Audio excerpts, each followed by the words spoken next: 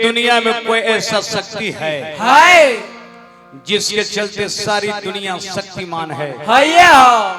उस शक्ति कण-कण में व्याप्त है। उस शक्ति सर्वोपरि है। उस शक्ति एक है। रूप अनेक है। उस शक्ति के बिना गोत्री ना डोलेला तो क्यों मुंह में अपना जीव कैसे हिलाई दी। कोई शक्ति के भक्त आराधना कैले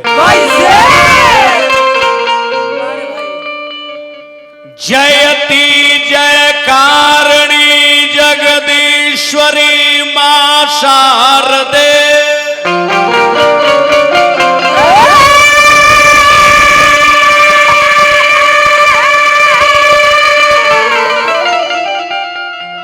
जयति जय पालक जयकार सुन जननी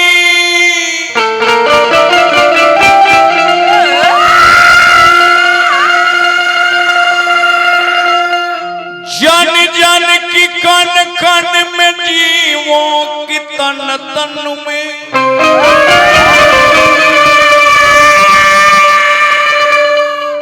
रहती है दाया तिहार सुन जननी।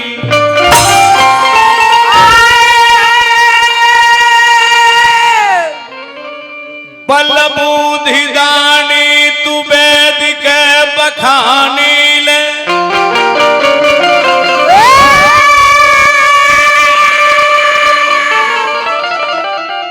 महिमा अपार संसार जान जननी।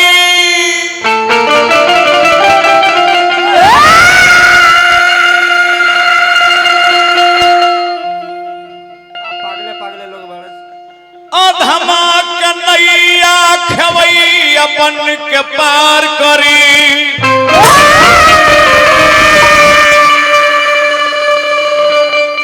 बेटा सुदर्शनवा गवार सुन जननी।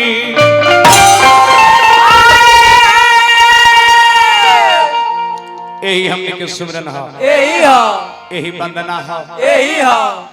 अब चलत तनी वही दरबार में जौना परिवार पर भारत के संस्कृति आधारित बा।